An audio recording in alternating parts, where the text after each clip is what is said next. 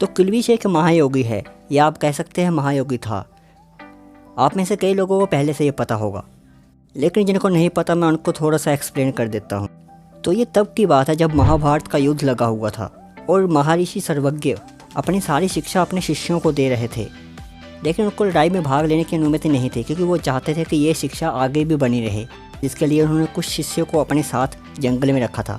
और उन्हीं शिष्यों में से एक था सत्य और एक था वज्रबाहु, जो कि आगे चल के किल्विश बना, जो कि हमें पता है। और ये शिष्य बचपन से ही योग साधना में लगे हुए थे, सब के सब योगी थे। तो यहाँ से हम कह सकते हैं कि किल्विश भी उनमें से ही एक था और वो भी योगी था। लेकिन क्योंकि वो अपनी ईर्ष्या को कंट्रोल ना कर सका, इसीलिए वो आगे चल के किल्विश बन गया, लेकिन स्टार्टिंग में वो योगी ही था। तो आई होप आप ये समझ गए होंगे कि किल्विश भी एक योगी है। तो अब हम बात करते हैं कि आखिर किल्विश बना कैसे, क्या सच में श्री सत्य का उसके पीछे हाथ था? तो इसको जानने के लिए आपको एपिसोड 76 देखना पड़ेगा और हमें ये समझना पड़ेगा कि श्री सत्य जी और वज्रबाहु की मेंटेलिटी कैसी थी। श्री सत्य जी काफ़ी ज़्यादा समझदार थे और वज्रबाहु काफ़ी ज़्यादा बलवान था, और महर्षि सर्वज्ञ सभी को बराबर की शिक्षा दे रहे थे। लेकिन अचानक से श्री सत्य के पास कुछ ऐसी आध्यात्मिक शक्तियाँ आने लग पड़ी जो कि बाकियों को पता भी नहीं था। और क्योंकि वज्रबाहु सबसे ज़्यादा शक्तिशाली था, उसे सत्य के खिलाफ ईर्ष्या होना शुरू हो गई। और जो कि देखा जाए तो सही भी है, अगर क्लास में कोई एक सबसे ज़्यादा शक्तिशाली हो और अचानक अगर उससे भी शक्तिशाली एक उन्हीं के बीच का व्यक्ति जो कि पहले बराबर था लेकिन अचानक से एकदम से शक्तिशाली हो, तो उस पर क्या बीतेगी आप सोच सकते हैं। और इस आग पे खुद घी श्री सत्य जी ने ही डाला था।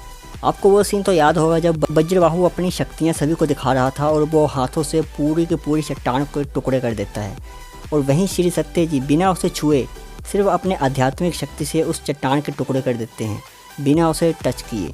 तो यहीं से वज्रबाहु को ये शक हो जाता है कि गुरु सर्वज्ञ इसे कोई ऐसी शिक्षा दे रहे हैं जो कि मुझे नहीं दे रहे, और यहीं से वो उनका पीछा करने शुरू हो जाता है। और आगे तो आप सभी को पता होगा कि क्या हुआ। तो यानी कि अगर सोचा जाए तो किल्विश के ऐसा बनने के पीछे कहीं ना कहीं श्री सत्य जी का ही हाथ है।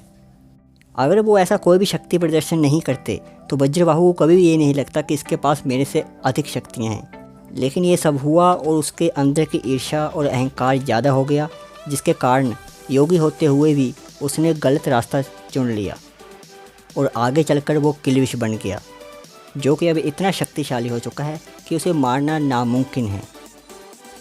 क्योंकि उसकी शक्तियों का सोर्स है पाप, इसलिए वो और ज़्यादा पाप डर लोगों में फैलाना चाहता है। जितना ज़्यादा पाप होगा उतनी उसकी शक्तियाँ बढ़ेंगी, इसलिए वो हमेशा अंधेरा कायम करने की कोशिश करता है।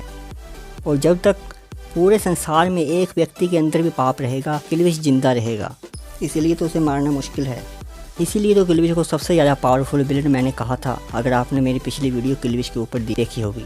क्योंकि भले ही इमोर्टल और भी कई सारे सुपर विलन्स या सुपर हीरोज़ हैं, लेकिन उनके अंदर जो भी पाप उनके अंदर निकलता है या आता है, कोई अहंकार आता है, वो सारा का सारा किल्विश की बदौलत ही है।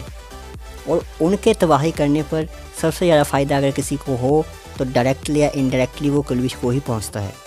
तो आई होप आपको ये समझ आ चुका होगा कि किल्विश ऐसा क्यों बना, किसने बनाया और कैसे बना। ये तो मेरी अपनी एक थ्योरी थी। अगर आपके पास कोई इससे भी अच्छी थ्योरी है किल्विश के ऊपर तो उसे कमेंट में ज़रूर करिए।